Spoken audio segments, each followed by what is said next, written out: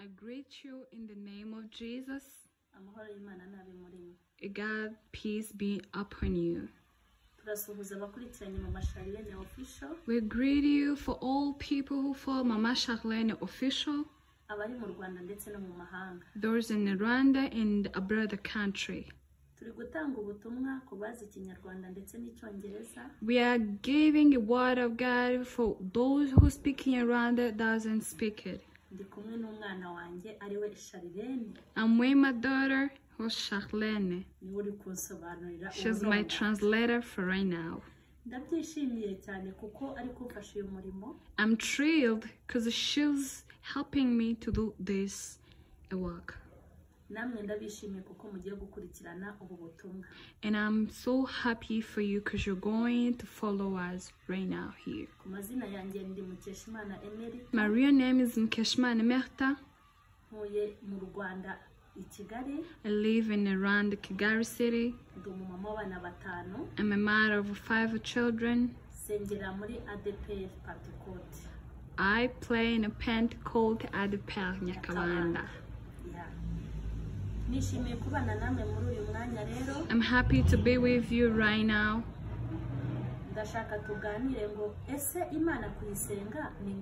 Right now we are going to talk about, is it important to play a God?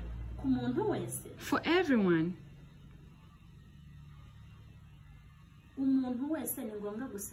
Is it impossible and important for everyone to play God? For millionaire or billionaire, for those educated people, in those respective people with the highest privilege, those scientific.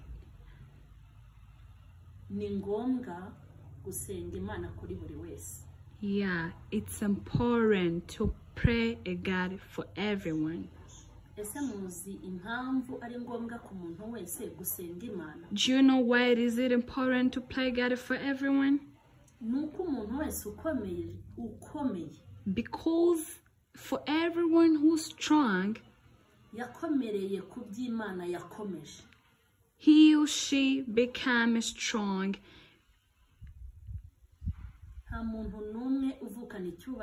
No one born with a prestige. No one's born with a pen book. No one who is born with a coin a note. No one who's born with a hyper. No one's born with famous name. It means that what we find here in this world and to become famous and strong, we find and we explore what God has explored already. That's why God is 100%.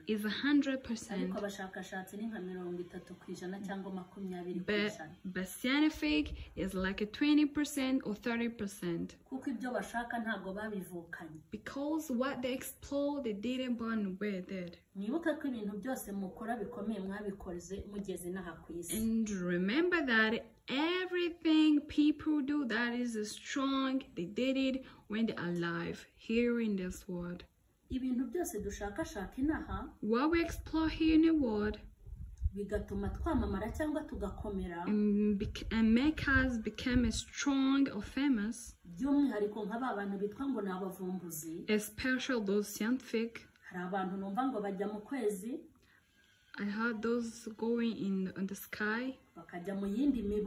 They go another miles. They go in the sea. They travel world. Yeah, they explore. Those an explorer.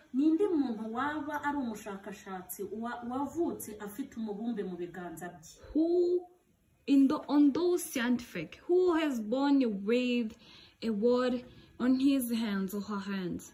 nubwo muvuga ngo abantu ntibazi Imana, even you say that people don't know God, ahubwo abantu barayizi. people know God. Exactly.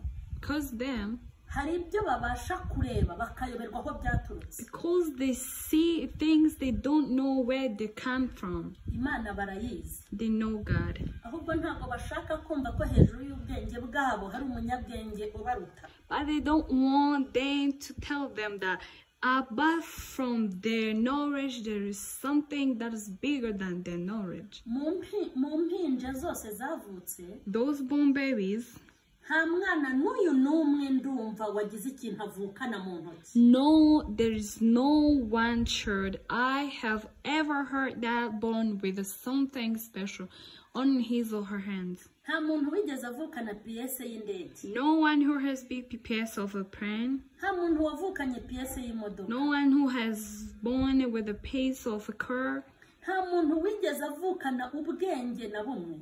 No one who's born with any knowledge. Bishatse kuvuga ngo nyiri ubwenge niwe watanze ubwenge. Who that meant that owner of knowledge gave us knowledge. Nyiri kuvumbura, owner of explorer, niwe watanze kuvumbura. He gave us to explode. Ibintu byose rero byatumye mukomera. Everything that made you strong mugahinduka ibirangirire and become strong and famous, ibitabashwa, those unbreakable, ibihangange, those unforgettable. Imana niyo yabahaye ibyo muvumbura. That all God's will. Urugero, example, Imana iramutse idatanze amazi ku isi. Example, if a God holds his water from reaching this world, Imana igafunga imvura mu kirere, and a God stop rain in the sky, ninde muhanga dufite ku isi? Who is the most intelligent we have there? Watumenyera ahantu ibigega by'imvura bituruka. Who can know where the rain's tank is? Imana iramutse ifunze izuba, if the God holds sun, ninde muntu waduha izuba? Who can give us sun? Imana iramutse ifunze amanywa hagasigara ijoro, what if God a whole day and midnight? Ninde muntu who is the people waduha amanywa? Who can give us? Ese Imana ifunze ijoro, what if God a whole night tukaguma turi amanywa and spend on day? Ninde muntu waduha ijoro? Who can give us a night? Imana ifunze umuyaga, what if God a whole air? Ninde muntu wawuduha? Who can give it to us? Imana ifunze umwuka n'imyuka y'abari ku isi, what if God holds air that we believe in for everyone in this world? Ninde muhanga waduha umwuka duhumeka? Who is the most intelligent who can give us oxygen that we breathe? Ndumva ashaka ko twasoreza ahangaha. We're gonna end there. Iki kiganiro kirakomeje. This conversation we climb. Nzavuga ku bintu bitandukanye. You were talking different things. Ariko ndashaka kwamamaza ko Imana ikwiye kubahwa. But I want to announce that God must be respected. Ndashaka ko abazungu babimenya. I want the white know. Abirabura bakabimenya, and the black know, abize bakabimenya, educated, n'abatarize, and those literate, abanyacyubahiro, powerful, n'isuzugurwa, and those poor, abakomeye, those strong, n'aboroshye, those weak, abarebare, those n'abagufi, short and long. Twese tumenye ko Imana ikwiye icyubahiro. We have to know that God deserves respect. Ndashaka kubasengera mu magambo make. I want to play in a short word kugira ngo Imana ibiyereke muyimenye. So that God can show him to you. Ndagushimye Mana kubw'uyu mwanya. I pray you God for this moment. Ukinguriye imiryango. You open us door. Aba ni abana bawe badukurikiranye. Those are your children, those are following us. Basabiye umugisha wo kukumenya. I come and embracing to know you. Imbaraga zawe zibagereho. Your power must reach to them. Imbaraga zibohora zibagereho. Those power that deliver. Baha umugisha w'ihishurirwa. Give them a blessing of knowing. Umwuka wawe abireme nonaha. Your power and your spirit must breathe it now. Kudushyigikiye. I pray you and I thank you for you to support us. kandi ko ubutumwa bugeze kure mu izina rya Yesu. That this conversation is gonna reach the worldwide. Amen. Amen. Ndabashimye mu izina rya Yesu. Thank you so much in the name of Jesus. Ni kuri Mama Charlène official. We're here na Mama Charlène official. Aho mukurikirana ibiganiro bitandukanye. You're gonna follow a different with my daughter Charlène. Turabakunda. We love you. I love you so much. I love you so much. Ciao, ciao.